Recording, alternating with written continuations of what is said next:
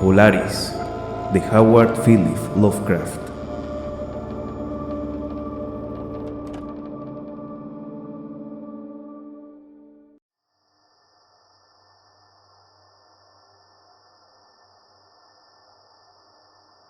El resplandor de la estrella polar penetra por la ventana norte de mi cámara. Allí brilla durante todas las horas espantosas de negrura. Y durante el otoño, cuando los vientos del norte gimen y maldicen, y los árboles del pantano, con las hojas rojizas, susurran cosas en las primeras horas de la madrugada, bajo la luna menguante y cornuda, me siento junto a la ventana y contemplo esa estrella.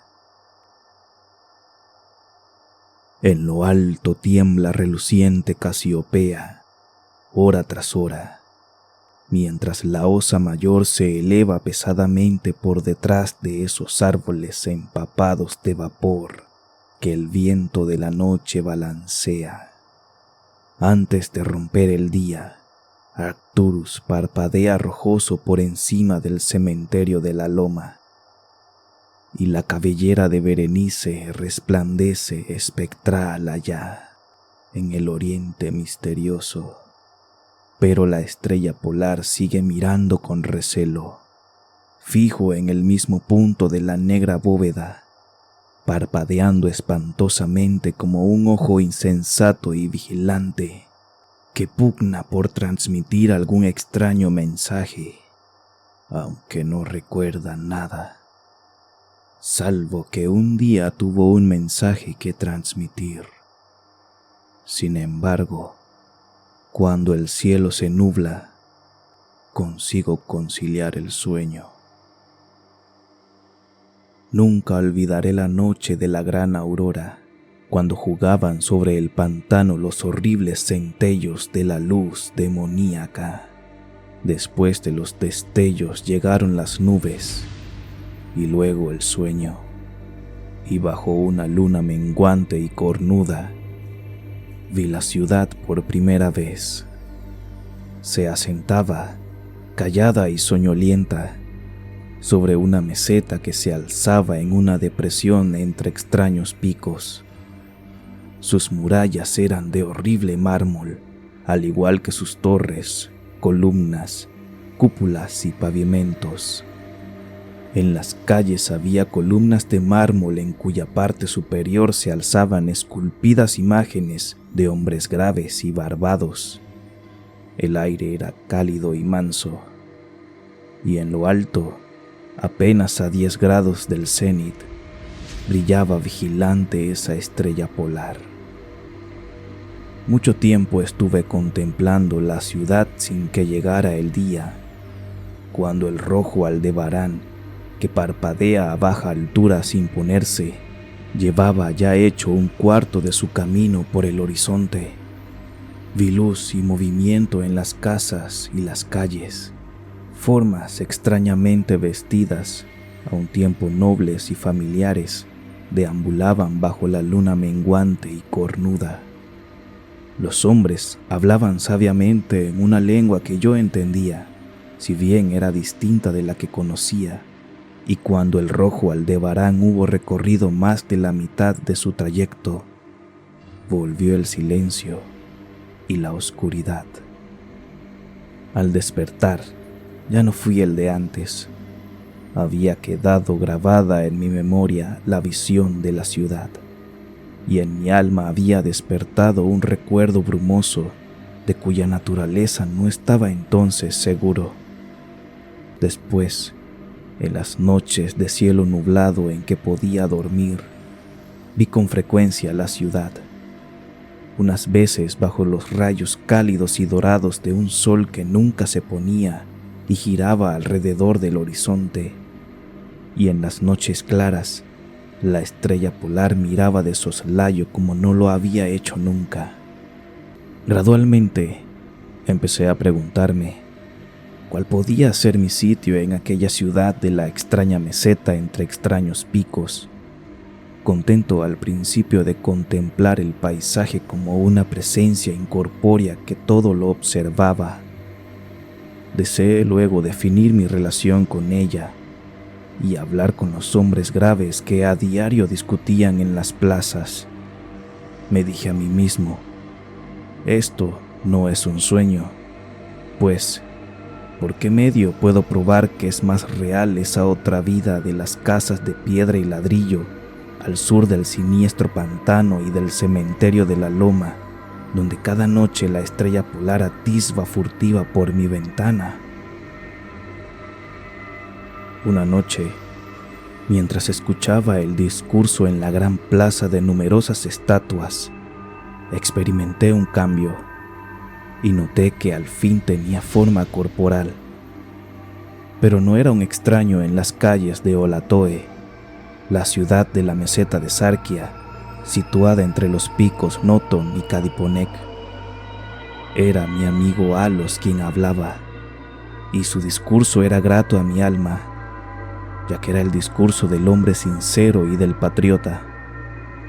Esa noche tuve noticia de la caída de Daikos y del avance de los Inutos, demonios achaparrados, amarillos y horribles que 5 años antes habían surgido del desconocido occidente para asolar los confines de nuestro reino y sitiar muchas de nuestras ciudades. Una vez tomadas las plazas fortificadas al pie de las montañas, su camino quedaba ahora expedito hacia la meseta, a menos que cada ciudadano resistiese con la fuerza de 10 hombres, pues las rechonchas criaturas eran poderosas en las artes de la guerra y no conocían aquellos escrúpulos de honor que impedían a nuestros hombres altos y de ojos grises, habitantes de Lomar, emprender una conquista despiadada.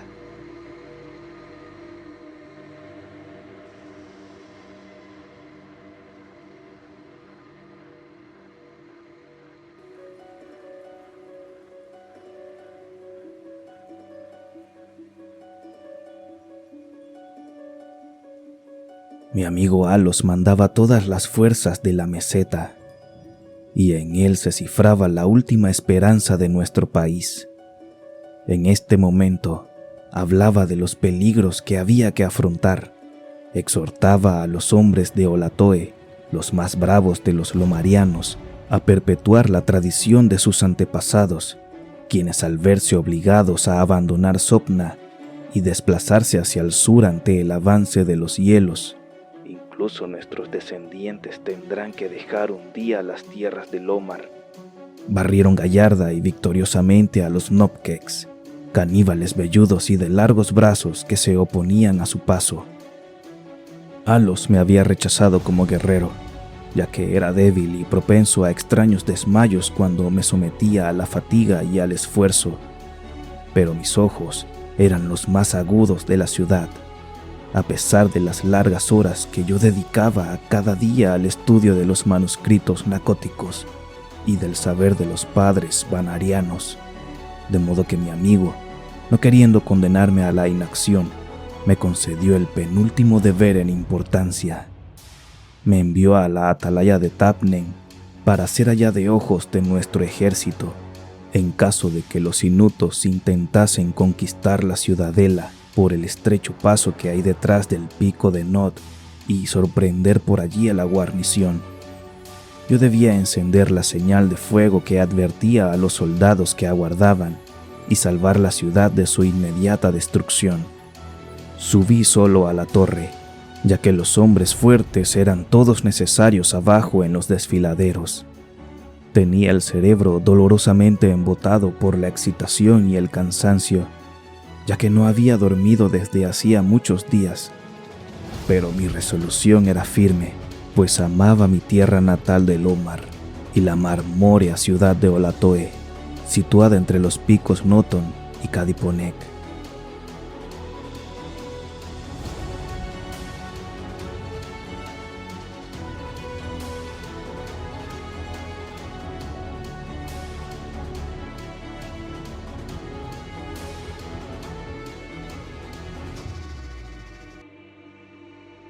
Pero cuando estaba en la cámara más alta de la torre, percibí la luna roja, siniestra, menguante, cornuda, temblando entre los vapores que flotaban entre el lejano valle de Vanov, y a través de su abertura del techo brilló la pálida estrella polar, parpadeando como si estuviera viva y mirando furtiva como un demonio de tentación. Creo que su espíritu me susurró consejos malvados, sumiéndome en traidora somnolencia, con una rítmica y condenable promesa que repetía una y otra vez. Duerme, vigía, hasta que las esferas giren 26.000 años y yo regrese al lugar donde ahora ardo. Después, otros astros surgirán en el eje de los cielos, astros que sosieguen, astros que bendigan. Solo cuando mi órbita concluya turbará el pasado tu puerta. En vano traté de vencer mi somnolencia, intentando relacionar estas extrañas palabras con alguno de los saberes celestes que yo había aprendido en los manuscritos nacóticos.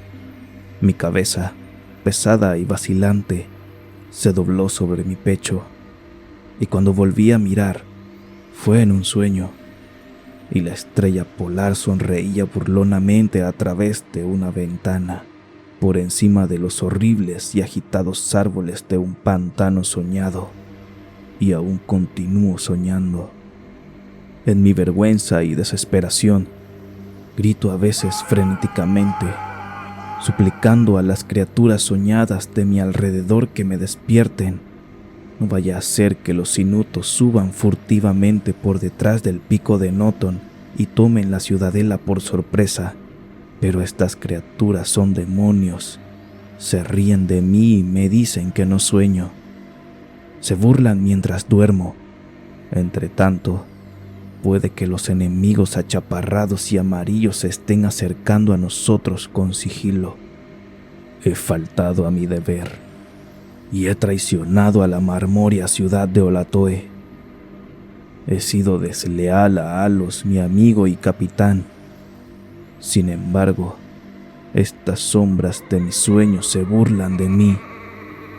Dicen que no existe ninguna tierra del Omar, salvo en mis nocturnos desvaríos, que en esas regiones donde la estrella polar brilla en lo alto y en donde el rojo Aldebarán se arrastra lentamente por el horizonte, no ha habido otra cosa que hielo y nieve durante milenios, ni otros hombres que esas criaturas rechonchas y amarillas, marchitas por el frío, que se llaman esquimales.